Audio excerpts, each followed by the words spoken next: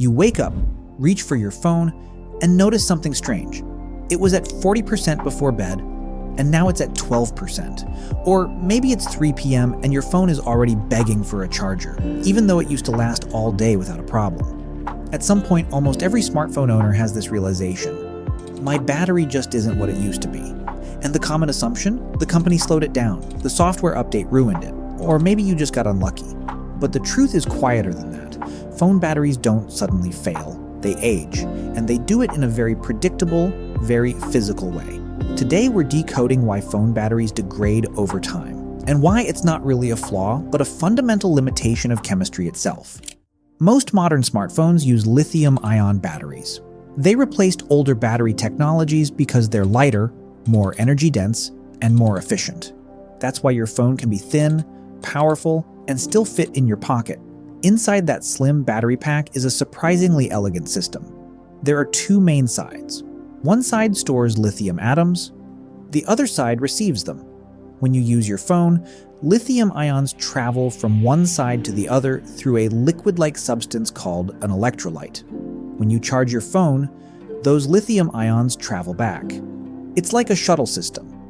Back and forth, back and forth. That movement is what creates electricity. Simple. But here's where it gets interesting. Every time those lithium ions move, they cause tiny structural changes inside the battery. And over hundreds of cycles, those tiny changes begin to add up. Think of it like bending a paper clip. Bend it once, it's fine. Bend it 100 times, it weakens. Eventually, it snaps. A battery doesn't snap, but its internal materials slowly lose their ability to hold and move lithium efficiently. Battery degradation is not about how long you've owned your phone, it's about how many full charge cycles it has experienced. A full cycle doesn't mean one single charge from 0 to 100. If you use 50% today and recharge, then use another 50% tomorrow and recharge again, that's one full cycle combined. Most smartphone batteries are designed to retain about 80% of their original capacity after roughly 500 full charge cycles. That's not a random number. It's a trade-off between size, cost, and longevity. But that's only part of the story. There's another invisible process happening inside your battery from the very first time you turn on your phone. It's called chemical aging. When lithium ions move during charging, a very thin layer forms on one side of the battery. This layer is actually necessary. It protects the battery and makes it stable. Engineers even have a name for it, the solid electrolyte interface. Without it, lithium-ion batteries wouldn't be safe. But over time, this protective layer grows thicker. And as it grows, it permanently traps some lithium inside it. That lithium can no longer move back and forth. It becomes unavailable for energy storage. So even if you never overuse your battery, some loss is inevitable. The chemistry itself slowly reduces usable capacity. Imagine having a warehouse where small amounts of inventory get permanently stuck behind sealed walls every year. The warehouse is the same size, but you can store less and less products. That's what's happening inside your phone. But here's where daily habits start to matter. Heat is one of the biggest accelerators of battery degradation. Lithium-ion batteries prefer moderate temperatures. When your phone gets hot, from gaming, fast charging, or being left in a car under the sun, chemical reactions speed up. And faster reactions mean faster aging. It's similar to how food spoils more quickly outside the fridge. The chemistry doesn't change, it just speeds up. Charging habits also play a role. Keeping your phone at 100% for long periods stresses the battery slightly more than keeping it somewhere between 20% and 80%. That's because high voltage levels put more pressure on the battery's internal structure. But modern phones are designed with battery management systems that already reduce extreme stress. Some even slow charging above 80% or pause at 100% overnight to protect long-term health. So you don't need to obsess over every percentage point, and this is the part most people don't realize. Battery degradation is actually the result of engineers making deliberate design choices. In the early 1990s, lithium-ion batteries were first commercialized by companies like Sony. Back then, energy density was far lower than today.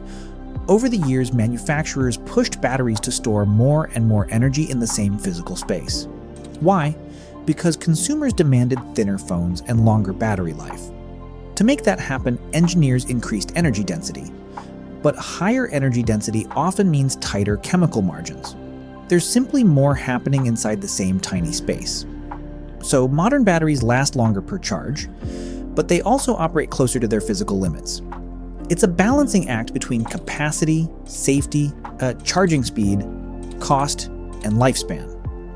And no battery technology we currently use can completely avoid degradation. It's not poor design, it's thermodynamics. Every chemical reaction produces byproducts. Every movement causes microscopic wear. Over time, those small changes accumulate. But here's the reassuring part. Battery degradation is usually gradual. If your phone feels like it's dying quickly, it's not because the battery suddenly gave up. It's because its total capacity has slowly reduced, maybe from 100% to 85%, then to 80%.